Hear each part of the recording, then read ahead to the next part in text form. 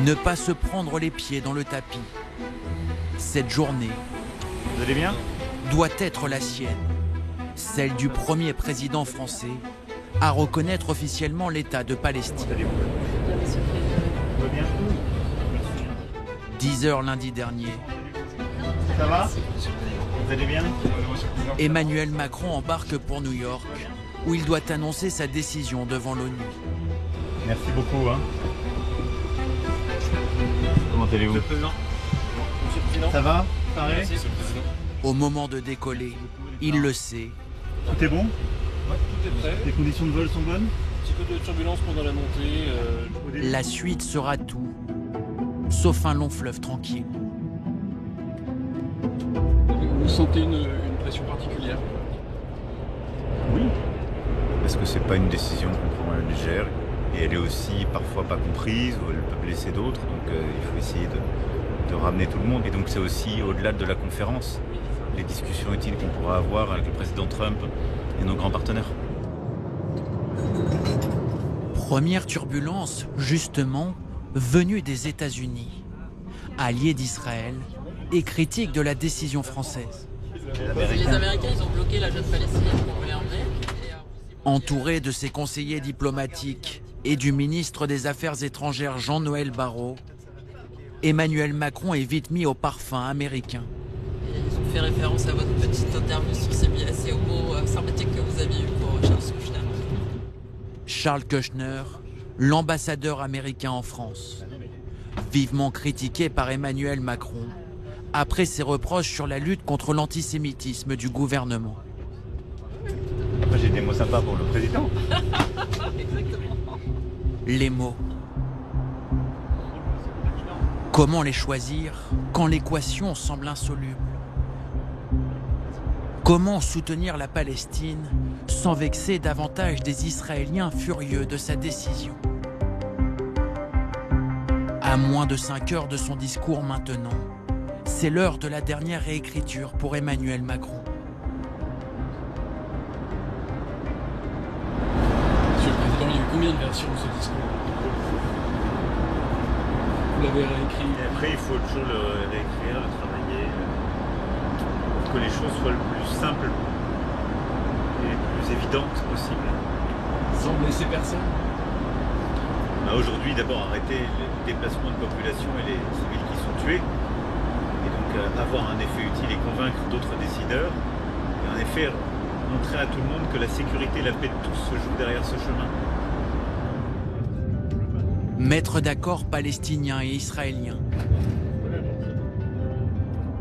À l'heure où ce défi relève pour beaucoup de l'utopie, Emmanuel Macron, lui, veut prouver que c'est possible. Dès son arrivée à New York, dans les bureaux de la diplomatie française, il nous convie, en terrain conquis, à une réunion d'invités triés sur le volet.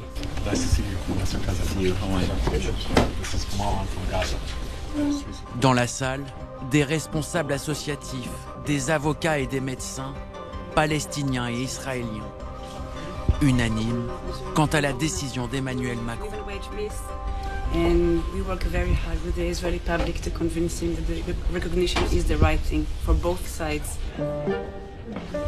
Un moment de satisfaction, décuplé quelques secondes plus tard par une nouvelle beaucoup plus légère.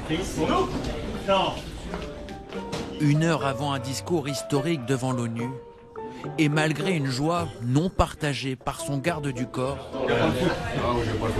le fan de l'Olympique de Marseille On est à la combienième là ? découvre la victoire de son club 1-0 pour l'OM. contre le Paris Saint-Germain. Dernier moment de légèreté, pensez-vous, à son arrivée devant la tribune de l'ONU, Comment vas-tu, mon frère ? salutations pour le moins chaleureuses avec le président des Comores et le roi de Jordanie, Abdallah II. 2 hommes parmi la centaine de dirigeants venus assister au discours d'Emmanuel Macron.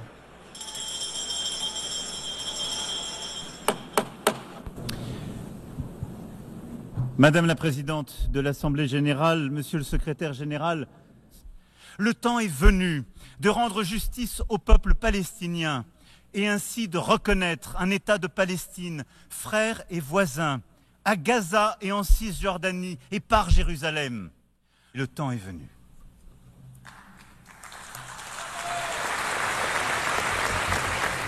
Applaudissements fournis dans une assemblée marquée par les absences de Donald Trump et de la délégation israélienne. La veille, Benjamin Netanyahou avait pris les devants pour s'insurger et menacer la France sans la nommer. אנחנו נצטרך להיאבק גם באו"ם וגם בכל הזירות האחרות מול התעמולה השקרית נגדנו והקריאות להקמת מדינה פלסטינית שתסכן את קיומנו ותהווה פרס אבסורדי לטרור. Dès lors, la reconnaissance de la Palestine par la France est-elle purement symbolique? Quel résultat attendre de cette décision, également prise par une dizaine de pays dont le Royaume-Uni et le Canada ces derniers jours? Nous interrogeons le président juste après son allocution. Vous craignez la réaction des États-Unis, des Israéliens? Non, enfin, on a échangé avec les États-Unis, on connaît nos accords et nos désaccords. Et après, avec Israël, tout a été fait en transparence et en préparation.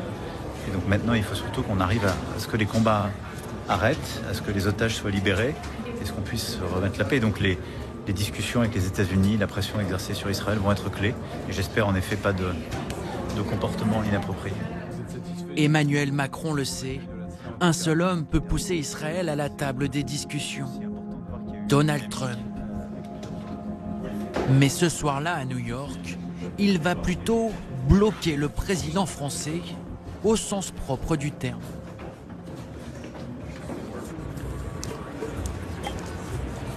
Emmanuel Macron est attendu pour dîner avec le secrétaire général de l'ONU, mais impossible de s'y rendre en voiture. De nombreuses rues sont fermées à cause du convoi présidentiel de Donald Trump. Comment ça va? Vous allez bien? Décision est prise de poursuivre à pied. Mais même là, cela semble compliqué. Malgré l'inquiétude des officiers de sécurité, They will stop us from crossing the street up ahead. Expliquez ensemble au président. le président, lui, continue sa route. Ah, c'est ici qu'ils veulent nous arrêter. Premier barrage.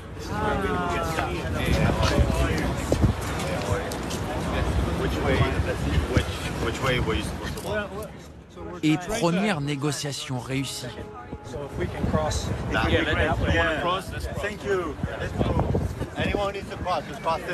Vous n'aimez pas qu'on vous coince? Non, attention à vous. Non, ça m'exaspère, mais après là on avance.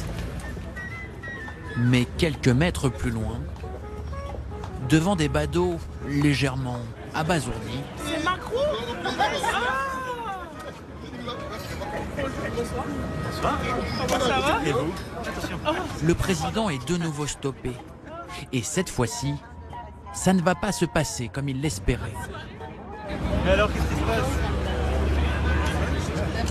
We can go. How many minutes? How are you? 10 minutes. How are you? So who's this? How many people? No, I have 10 people with me.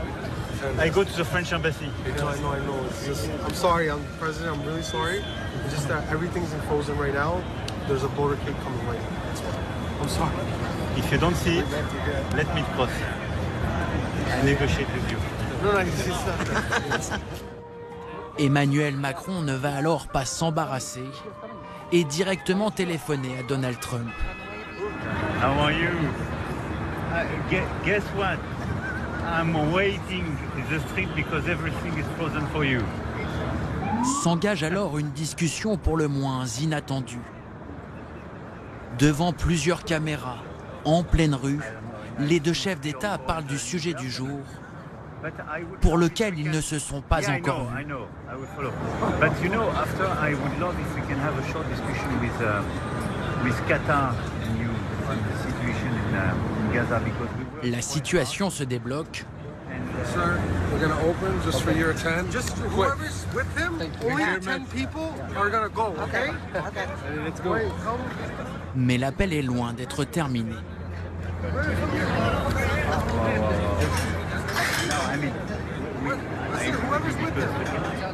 Place désormais à la guerre en Ukraine.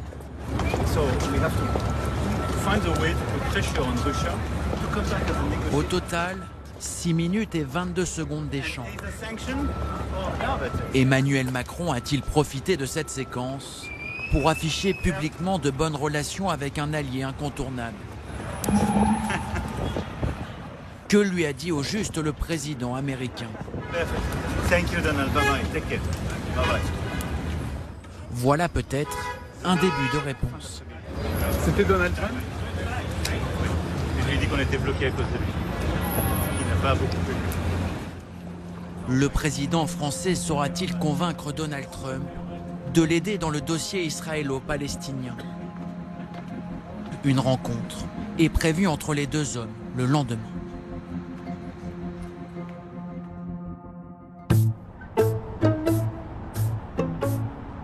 Mais dès le début de journée, la situation va avoir du mal à avancer.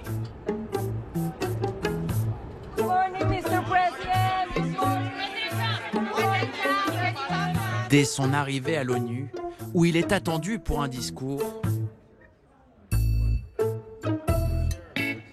Donald Trump est bloqué dans l'escalator avec sa femme Melania. Le couple termine à pied et le président ne va pas se priver d'en parler dans son allocution. All I got from the United Nations was an escalator that on the way up stopped right in the middle. If the First Lady wasn't in great shape, she would have fallen. But she's in great shape. We're both in good shape. We both stood. Une pique sous couvert d'humour avant un discours d'une rare violence. Propos climato-sceptiques, charge contre l'ONU. Le président américain s'attaque aussi aux pays reconnaissant la Palestine, devant une délégation israélienne présente cette fois-ci. Some of this body is seeking to unilaterally recognize a Palestinian state. The rewards would be too great for Hamas terrorists for their atrocities. This would be a reward for these horrible atrocities. L'argumentaire du gouvernement israélien, repris mot pour mot par le président américain.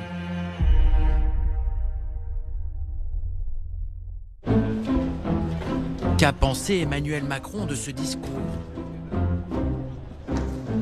Cela tombe bien, moins d'une heure après l'allocution de Donald Trump, à seulement 4 km du siège de l'ONU, le président accorde une interview à BFM.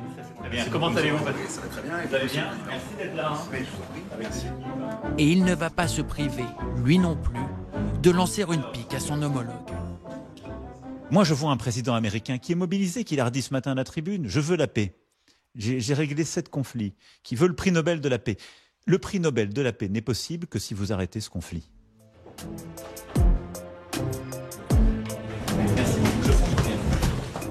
Dans le quotidien d'un président, un célèbre Américain peut vite en chasser un autre. L'interview à peine terminée, il est attendu dans la pièce d'à côté par Bill Gates, l'un des hommes les plus riches du monde.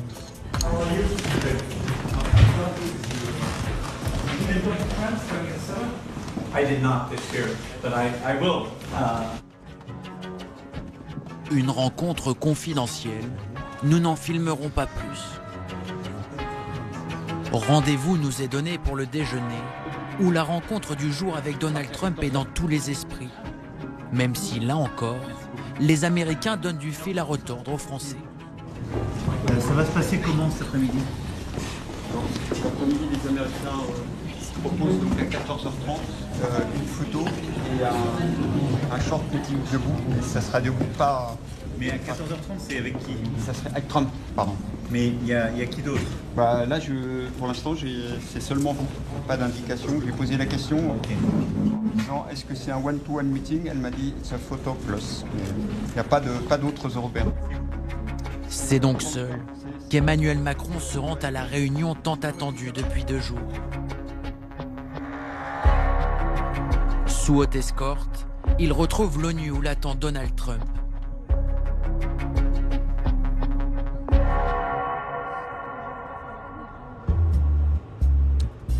Et cette fois-ci, l'escalator fonctionne.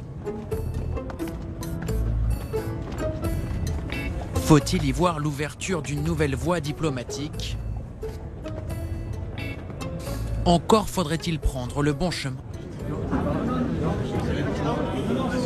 On va par là.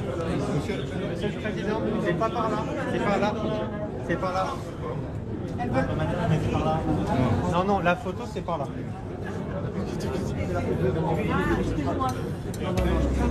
Voilà. Et comme si les dossiers n'étaient déjà pas assez nombreux, le voilà sollicité par le président brésilien, Lula. Ça va?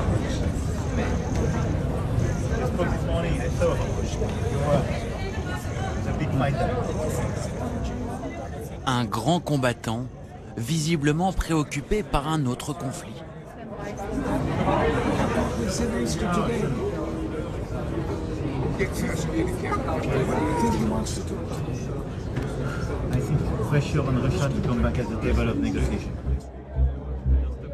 De l'Ukraine à Gaza. Quelques secondes avant de retrouver, dans cette salle, le président américain pour un entretien privé. L'ambiance de cette réunion sera-t-elle apaisée? You need to back up right now and go back to your room. Guys, please back up. You need Please to go back to up. your room. Le dialogue sera-t-il possible? You guys are gonna pick a side. Pick a side, either the wall or that wall. This needs to stay open right now. Pick a side. Pick a side. Bottom of the pool. La cohue, avant l'entrée des journalistes, plus nombreux que jamais.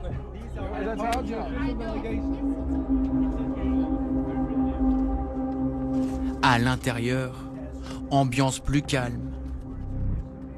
Mais la dernière manche du bras de fer va vite débuter devant les caméras, après une question de notre reporter Mathieu Coache. Why do you believe the recognition of Palestine is a gift to Hamas? Well, I think it honors Hamas, and you can't do that because of October 7th. You just can't do that.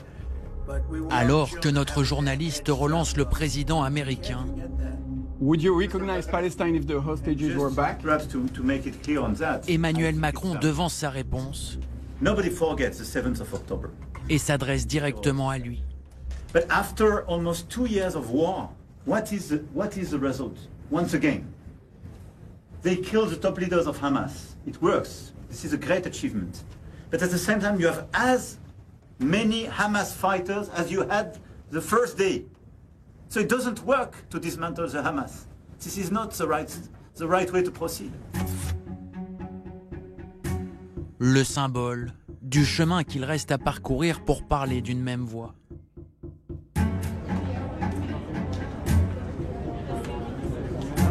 Au-delà de la reconnaissance historique de la Palestine par la France, que retenir de ces 2 jours à New York?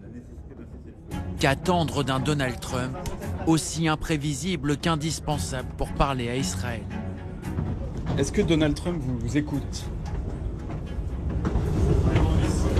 Parfois.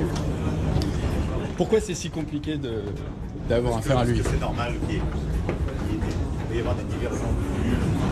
Je pense qu'il y a une estime mutuelle, un respect, une volonté d'avancer. En tout cas, c'est quelqu'un qui veut que les choses avancent.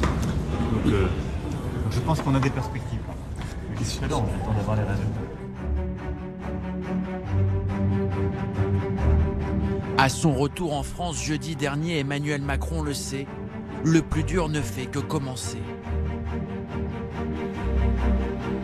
Il faudra des successions de négociations pour espérer trouver, un jour, le chemin de la paix.